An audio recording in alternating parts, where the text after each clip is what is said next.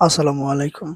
আজ আছি আমি মালয়েশিয়ার একটি পাহাড়ি সবজি বাগানে। এখানে বাংলাদেশিরা যে কাজ করে কি সেটা দেখানোর চেষ্টা করব। এই যে দেখতেছেন এটা একটা সবজি ক্ষেত। এখানে উপরে আপনার কদু আর নিচে হচ্ছে গিয়ে আপনার ভেন্ডি। তো মালয়েশিয়াতে বেশ কিছু আমি সবজি বাগান ঘুরে দেখেছি যেখানে কিনা উপরে কদু বা আপনার মিষ্টি কুমড়া থাকে আর নিচে ভেন্ডি গাছ বা অন্য কোনো ফসল রাখে তারা নিচে। আর এই যে দেখতে পাচ্ছেন এটা আরকি আমি একবারে সবজি ক্ষেতের নিচে দাঁড়িয়ে আরকি ভিডিও করার চেষ্টা করছি। আর আপনাদের লাউগুলো দেখানোর চেষ্টা করছি। আর হচ্ছে গিয়ে দেখতে পাচ্ছেন ভেন্ডিগুলা একটা গাছে একটা করে ভেন্ডি আরকি দেখা যাচ্ছে। আর লাউগুলো দেখতে বেশ সুন্দর কিন্তু এখানকার আরকি ওনারা বলতেছে যে ভাই একই গাছের বীজ কিন্তু কিছু লাউ হয়েছে গোল আর কিছু লাউ হয়েছে লম্বা। যা আমরা নিজেরাও বলতে পারি না এটার কারণ কি? এই যে দেখতে পাচ্ছেন এখানে ৩ জন লোক কাজ করে। ২ জন ইন্দোনেশিয়া ১ জন ইন্দোনেশিয়া আর হচ্ছে গিয়ে ২ জন বাঙালি। আর এই তামপাতটা হচ্ছে গিয়ে পুরাটাই একটা মালাই তামপাত। এখানে কিন্তু দেখতে পাচ্ছেন এই যে চমৎকার একটা দৃশ্য। আমি একবার সবজি ক্ষেতের ভিতরটাতে আছি। এখানে বেশ বেশ কিন্তু এখানে লাউ ধরছে। আর ওই যে একজন দেখতেছেন বাঙালি তার নাম হচ্ছে সাজু। তারে আমি সাজু ভাই ধরে ডাকি। তারা এখানে বেশ পরিশ্রম করে। আর এই হচ্ছে গিয়ে মনির ভাই। হুম, সেও অনেক পরিশ্রমী মানুষ। সে তো অনেক পরিশ্রম করে এখানে। পারে না তার জানটা দিয়ে দিতে এখানে এই খাটটার জন্য। যে এত পরিশ্রম করে। তারপরেও তার মালিক ওইরকমভাবে তারে বেতন দেয় না। তারপরেও সে এখানে কাজ করে। নিজের মতো করে এখানে কাজ করে। তারা এখানে এই যে দেখতে পাচ্ছেন ফসল কাটছে। এই যে দেখতে পাচ্ছেন লাউগুলো কিন্তু বেশ একবারে কচি। হ্যাঁ, এই যে একবারে কচি লাউ। দেখতেও কিন্তু বেশ চমৎকার সুন্দর। আবার মিষ্টি, মিষ্টি হাসছে মনির ভাই।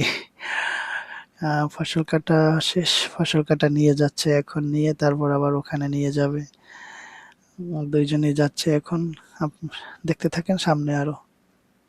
আমি সাজু ভাইকে জিজ্ঞেস করছিলাম যে, "সাজু ভাই আপনার সবজি বাগানের জন্য কি লোকের প্রয়োজন হবে না?" সে বলতেছে যে, "ভাই একজন লোক লাগে কিন্তু লোক পাইতেছি না।" কিন্তু তারা বেতন অবশ্য কম দেবে। অতটা বেতন নেই কারণ নিজেদের সবজি ক্ষেত তো যার জন্য। আর এই যে দেখতে পাচ্ছেন লাউগুলো কিন্তু একবারে বেশ কচি। দেখার মতো আর খাইতে তো অবশ্যই সুস্বাদু।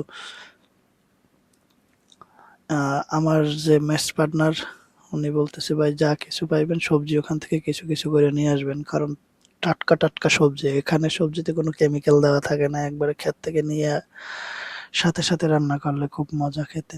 আর ওনাকে দেখিয়ে দিচ্ছিলাম ভাই ওই যে ওখানে আর একটা লাউ আছে ওটাও নিয়ে আসেন ওটাও বড় হয়ে গেছে। তো মনির ভাই যাচ্ছে নিয়ে আসার জন্য। দেখতে পাচ্ছেন আমিও তার পিছে পিছে ঘুরে ঢুকে গেলাম। আর এইবার নাকি সবজি তাদের একটু কম হয়েছে কারণ নিচে যে ভেন্ডি ক্ষেত ভেন্ডির যে জোরটা ওইটা লাউ গাছে ঠিকঠাক মতো নিয়ে আর কি লাউ তারা আর কি অতটা উৎপাদন করতে পারে নাই আর কি লাউ গাছের জোর কম হয়ে গেছে নাকি কিন্তু দেখতে মনে হয় কিন্তু অনেক লাউ হবে সামনে আমার মনে হয় যা আর কি ভেন্ডি গাছের ফসল শেষ পর্যায়ে একবারে উম, দেখতে পাচ্ছেন দেখতেও কিন্তু এই ক্ষেতটা তারা অনেক পরিশ্রম করে যা ধারণার বাহিরে আপনাদের এখানে অনেক পরিশ্রম করে তারা এই ২ জন লোক শুধু ২ জনই পরিশ্রম করে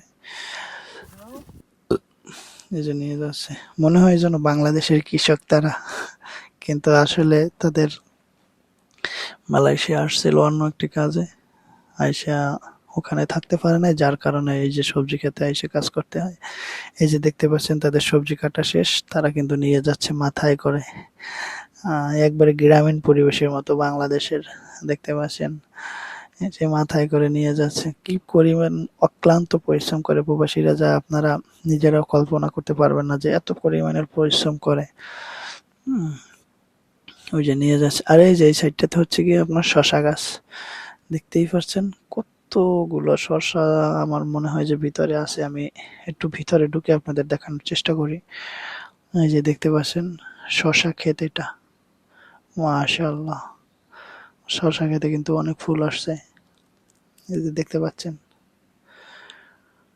আর এই হচ্ছে ভেন্ডি, এক বাকল, তারপর শসা, তারপর লাউ। লাউ মনে হয় আপনার ১.৫ টাকা করে কেজি, না যেন ৩ টাকা করে কেজি এরকম। আর ভেন্ডি হচ্ছে গিয়া ৫ টাকা করে কেজি। আর এখানে আরো সবজি আছে, পরের ভিডিওতে দেখতে পাবেন।